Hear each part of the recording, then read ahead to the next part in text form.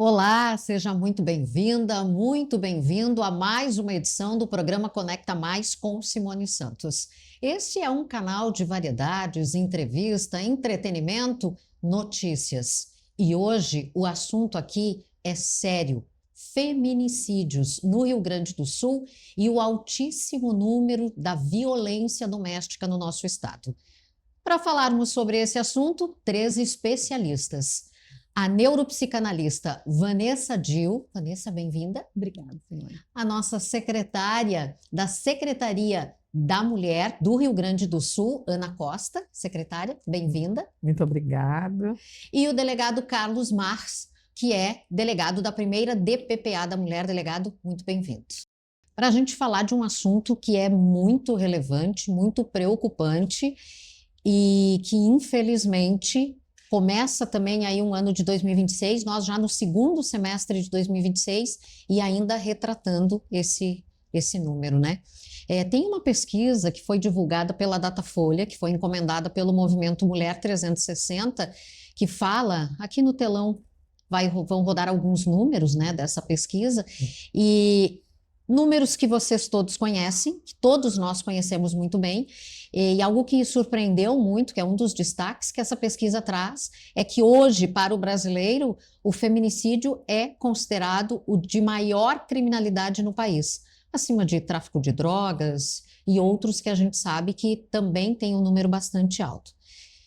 Delegado, começo lhe perguntando, o senhor que está lá vendo essa realidade no dia a dia, infelizmente é algo que, apesar de tudo que vem sendo feito, ainda tem um caminho aí a ser trilhado. Com certeza. Esse problema está longe de ser resolvido, pelo contrário, vem piorando, os números comprovam isso.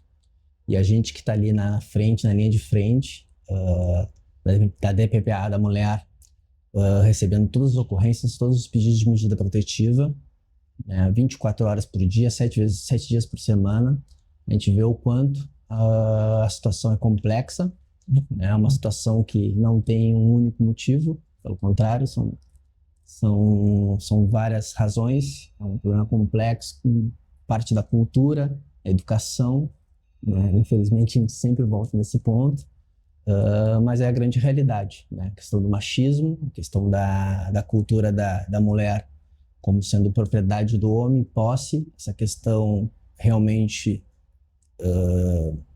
eu imaginava que a minha geração tinha superado isso, né? E aí se depara agora com casos, né, de pessoas das gerações mais novas ainda reproduzindo e talvez até amplificando essa situação.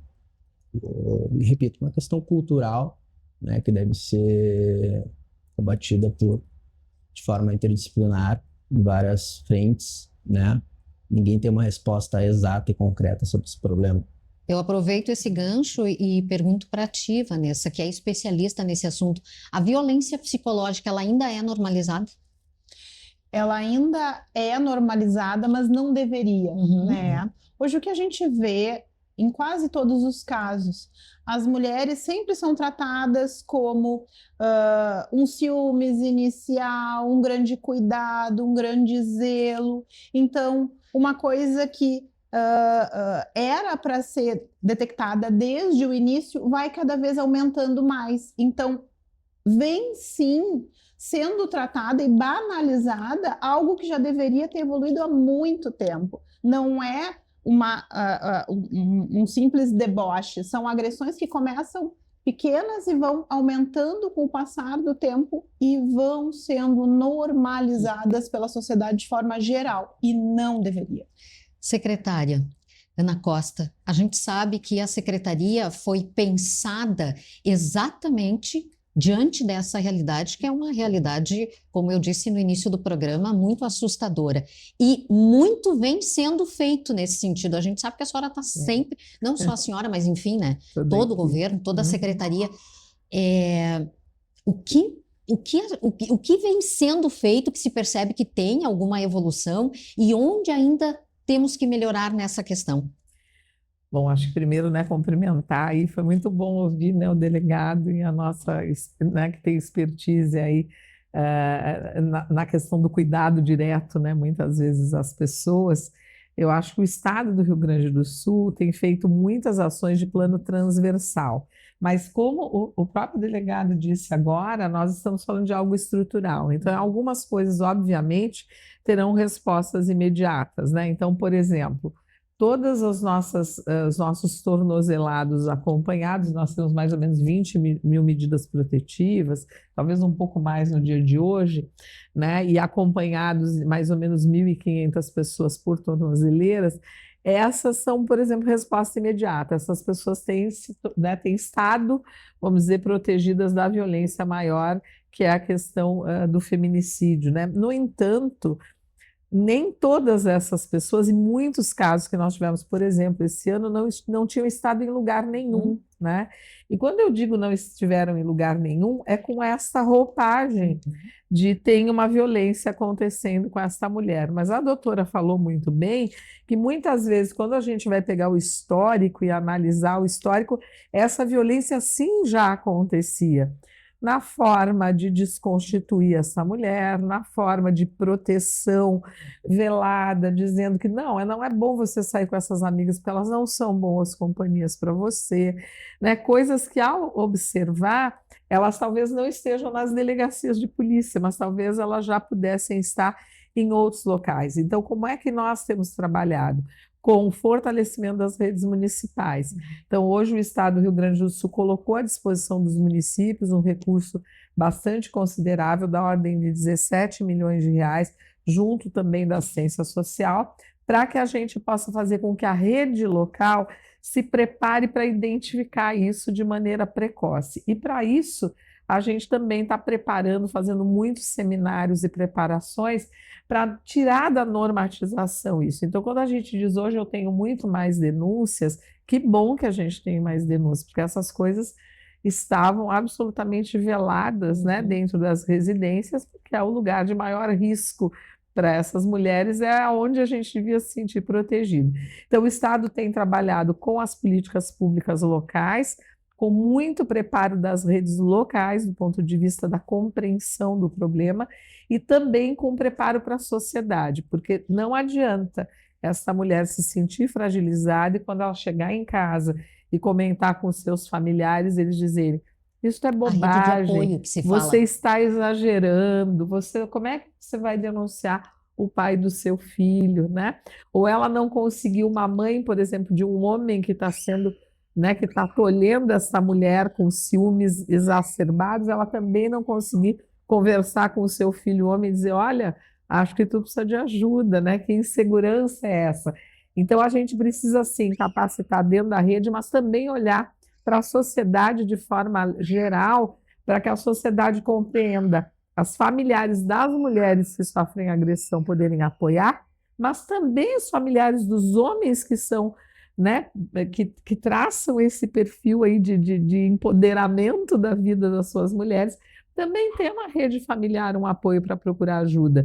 Porque uma mulher que sofre violência também é um homem agressivo que pode vir a ser preso, e uma família, né, a gente pode estar falando de órfãos futuros aí, como tem acontecido na história. Dada essa palavra inicial, os microfones estão abertos. Agora convido a todos para que a gente possa levar isso para um debate, né, para uma mesa redonda. E outro aspecto que é muito importante, a gente fala da questão cultural, da importância da sociedade, de não normalizar a violência doméstica, porque já nos primeiros sinais, esse é um alerta que a gente sempre dá quando a gente fala sobre violência doméstica, esteja atenta aos primeiros sinais, porque não melhora, só piora, só agrava, né?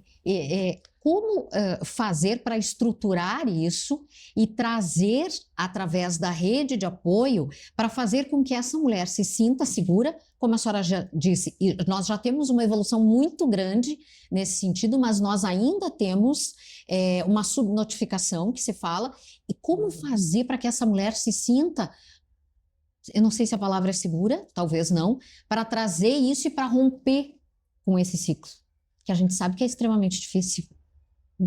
Sim.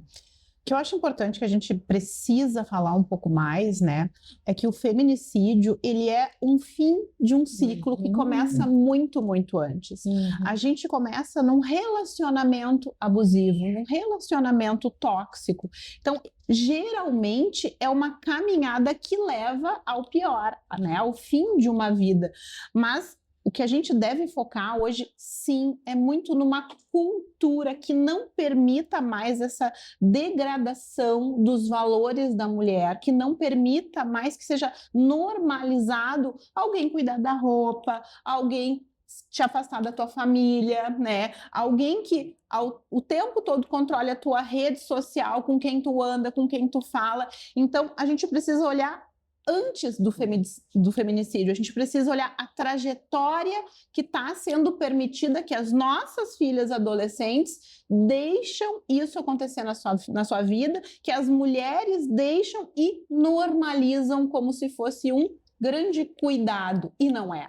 Né? Essa questão da educação que a Vanessa traz, inclusive a gente sabe que a Secretaria vem fazendo também um trabalho junto às escolas, porque é plantar sementes para mudar uma realidade, uma cultura de machismo, como diz o delegado.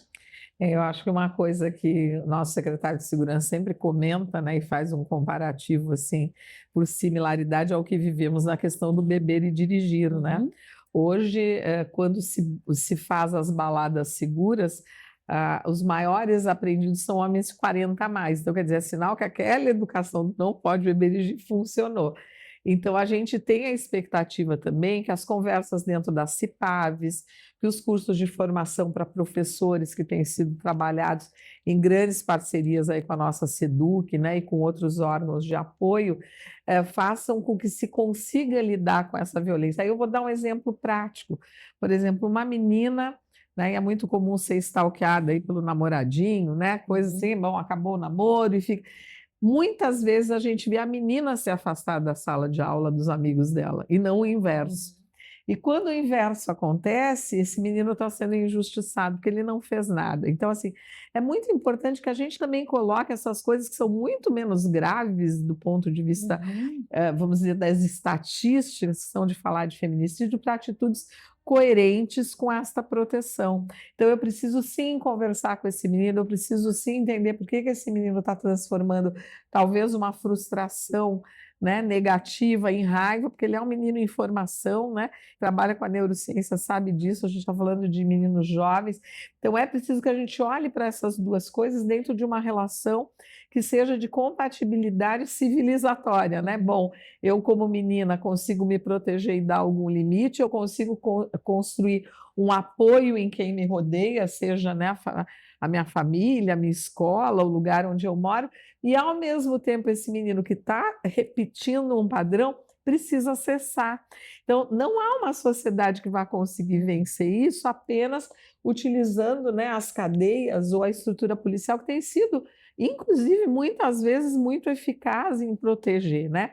Mas é impossível proteger se a gente continuar replicando esse modelo. Então, hoje nas escolas a gente está fazendo até uma revisão de algumas formações, né, que aconteciam e que já devem ser recolocadas aí para gurias e guris, porque nós temos sim, é importante dizer isso, jovens com comportamentos ainda mais agressivos do que os de meia idade, né? As redes sociais... O não saber lidar com o não, com e a as redes, frustração. né? Essa machosfera, essa ideia de que ele é o cara, o ídolo é essa pessoa, né? Forte, com essa força, não a força humana, né? Sensível, mas sim a força física, eu mando e tu obedece, né? Eu tenho posse.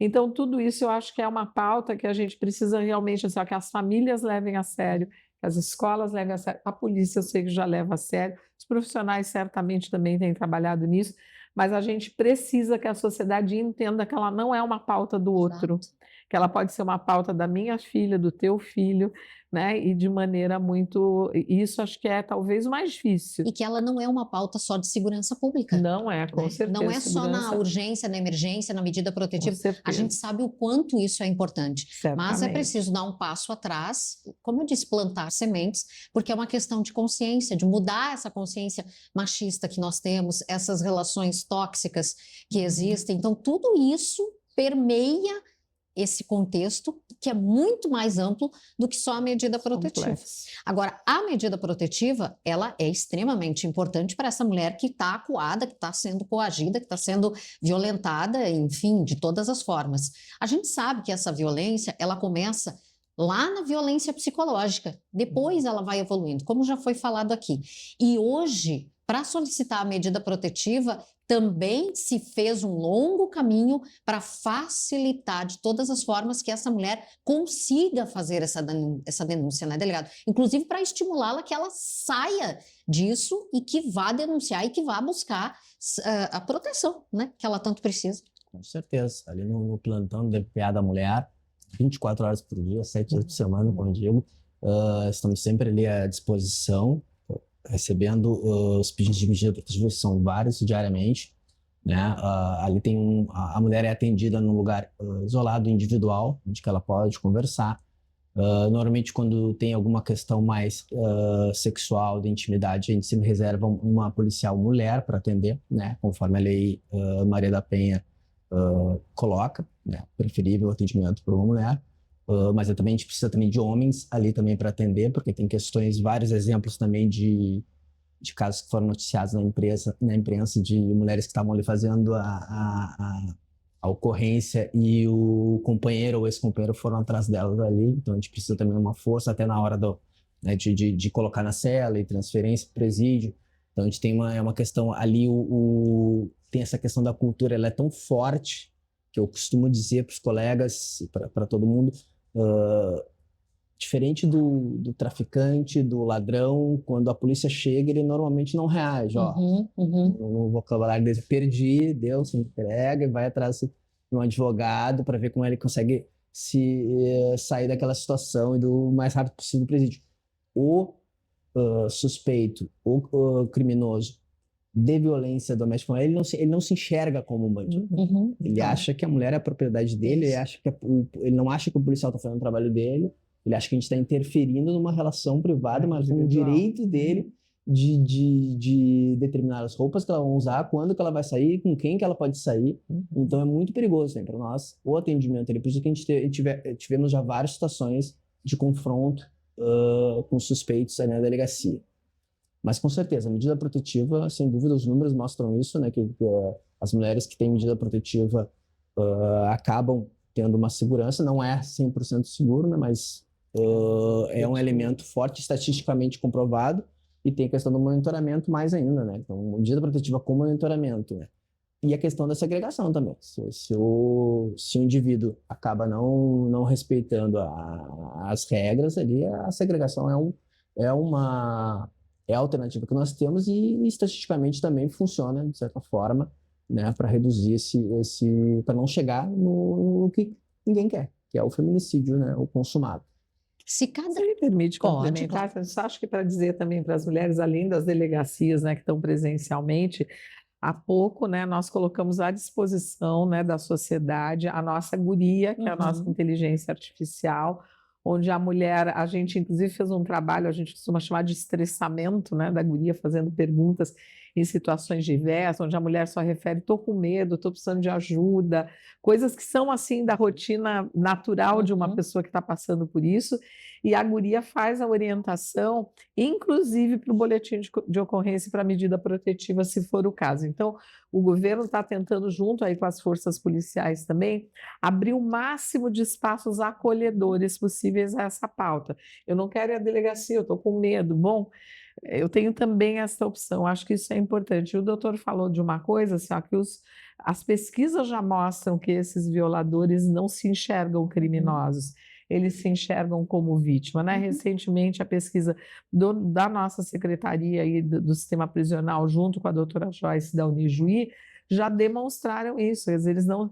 Por quê? Porque pode, né? É a minha mulher, então pode, né? Então aí entra nesse conflito, por isso que é tão importante mudar a educação. Então, eu acho que essas duas coisas, de melhorar o acesso, que a unidade básica de saúde tenha olhos para perceber, que o sistema do SUAS, né, do sistema de assistência social, também tenha, que a delegacia esteja com a porta aberta, que tenha, e a gente vai abrindo um leque, mas é preciso que a sociedade que está nesses espaços, porque no da segurança é mais óbvio, né? Mas que está nos outros espaços também consiga entender que uma criança que está sob o cuidado de um conselho tutelar talvez tenha uma violência contra a mulher e é preciso evoluir para isso também. Então, a gente precisa formar as pessoas para sair desse risco, dessa nuvem assim que permeia isso como normal. Eu aproveito a sua fala, muito bem colocada, aliás, e levo esse questionamento para o delegado Carlos e para a Vanessa. Se vocês pudessem propor uma mudança para reduzir o número de feminicídios, qual seria? Bom, eu realmente acredito que é uma psicoeducação, desde muito cedo. Primeiro eu como mãe, depois eu com meus pacientes, depois nas escolas, depois nas conversas, depois na rede social. Então, vem de uma plantinha que deve ser regada desde muito pequeno, não tem outra forma se não for uma psicoeducação de uma rede toda que está extremamente desorganizada e sem freio, bordas, como a gente chama, não tem borda do que é certo, não tem borda do que é errado, né? Tudo fica permitido, então precisa primeiro conter a regra, conter o limite e depois conversa. Muito trabalho pedagógico, muito trabalho institucional e muito trabalho da sociedade para que veja que isso é um problema público. Exatamente. Delegado. É a questão que já repetimos aqui, a questão é multifatorial, né? Não tem uma resposta pronta. Eu vejo muita gente falando da legislação, existe legislação suficiente. Né? O feminicídio, há pouco tempo atrás, era apenas uma qualificadora do homicídio, se tornou um crime autônomo com a maior pena do ordenamento jurídico, com várias qualificadoras que facilmente pode chegar a uma pena de 60 anos. Então, tem todo um mecanismo de apuração, as polícias estão preparadas para isso e continua acontecendo. Então, é questão cultural, acho que a questão das redes sociais com certeza tem um ponto forte aí, o acompanhamento que os pais estão fazendo, né? Nós temos já uma grande parte de crianças na sociedade que tem sua mãe, não tem um pai, né? Ou são criadas pela avó, né? Fica difícil o acompanhamento mais próximo, mas tem que ser feito o acompanhamento do que está sendo falado nas redes sociais, como é que está sendo essa questão da pornografia, do acesso a vídeos com a mulher em situação totalmente subjugada. Então, a criança, o adolescente que vai crescendo, que vai se desenvolvendo nesse meio, sim, tem que ter um acompanhamento mais forte, tem que ter uma fiscalização maior dos pais, obviamente. Né? Então, essa questão do colégio, onde que entra o Estado nisso? É através da educação, através dos colégios, como a secretária bem falou. A educação para tudo, né?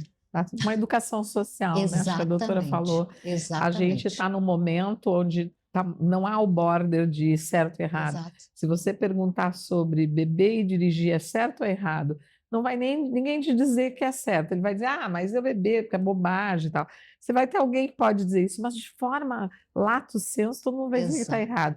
E essa questão da mulher, infelizmente, não é o que acontece, né? Se não está bem delimitado para a sociedade, até que ponto ele pode cuidar da roupa que ela está vestindo ou não, porque se essa roupa for muito curta, então ele tem que cuidar, né? É algo que se mistura em valores culturais. Uma linha muito tênue, né? Muito tênue. Olha, o bate-papo aqui está ótimo. Eu ficaria mais horas aqui falando sobre isso, porque o assunto é delicado, ele é complexo, né?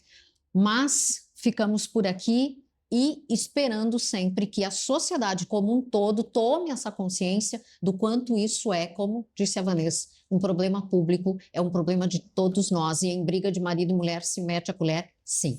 Quero agradecer a presença de vocês, em nome de toda a equipe do nosso Conecta Mais com Simone Santos, eu quero entregar um mimo, um presentinho de um parceiro nosso, que é a Biochimas, que tem em toda a rede de farmácia São João do nosso estado. Eu sei que vocês, como bons gaúchos, gostam de um chima. Com certeza. Com certeza. Então, eu vou entregar esse presente aí, agradecendo demais a participação e essa partilha de conhecimento que nós tivemos aqui. Vanessa Dil, neurocientista, a nossa secretária da Secretaria da Mulher do Estado, Ana Costa, e o delegado Carlos Marx. Obrigado pela presença aqui de vocês. Muito obrigada. Agora é hora de Pílulas do Conhecimento com a neuropsicanalista Vanessa Dil, que acabou de participar conosco aqui sobre o nosso debate, a nossa conversa sobre feminicídios. A partir de hoje, nós teremos especialistas falando de diversos assuntos. A primeira é a Vanessa. Confere aí. Oi, Simone, tudo bem? Vanessa Dil, sou profissional da área da saúde há mais de 24 anos, atuo no coração da Zona Sul de Porto Alegre, sou neuropsicanalista com mais de 9 pós-graduações, sou mãe de 2 filhos maravilhosos, a Helena, o Valentim, casada há mais de 26 anos, amo o meu trabalho, amo o que eu faço. E o meu objetivo de estar aqui com vocês nesse programa é poder orientar, é poder ajudar, é poder dividir um pouco da minha trajetória e da minha experiência para vocês poderem aprender, crescer e dividir muito do meu crescimento e do meu profissional com vocês que vão nos acompanhar ao longo da nossa jornada aqui no programa.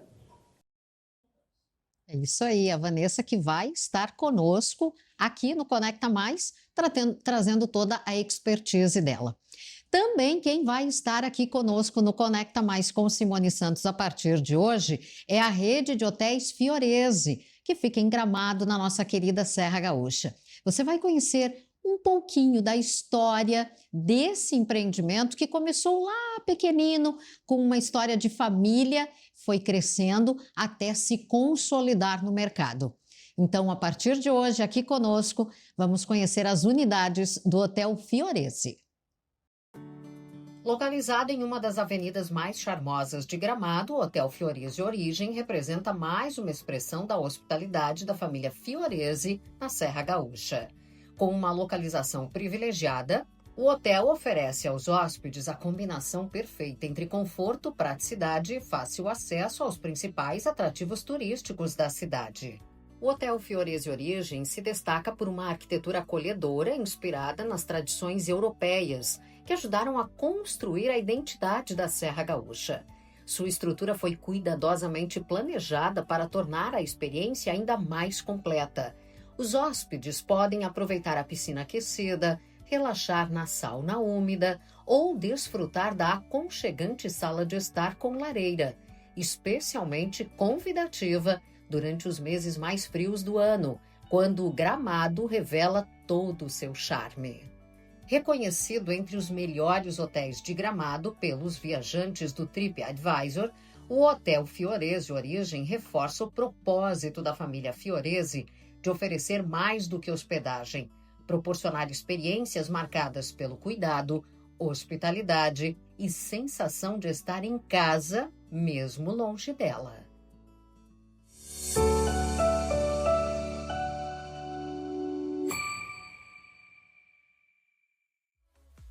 O Conecta Mais tem o oferecimento de Simone de Freitas, especialista em gestão financeira e microcrédito, auxiliando os microempreendedores e empreendedores gaúchos a realizarem os seus sonhos. Clean Higienização, higienização de tapetes, colchões, sofás, carpetes e até automotiva. Qualidade e satisfação garantidas. E Florier Floricultura, flor, design e decoração é na Florier, que fica na Venceslau Escobar, no coração do bairro Tristeza, na Zona Sul de Porto Alegre. O Conecta Mais de hoje vai ficando por aqui, agradecendo demais a sua companhia conosco e um agradecimento especial às marcas parceiras do nosso figurino: Monarquia, Trend Hair, Center Ótica e Luxor. Um grande beijo e até a próxima!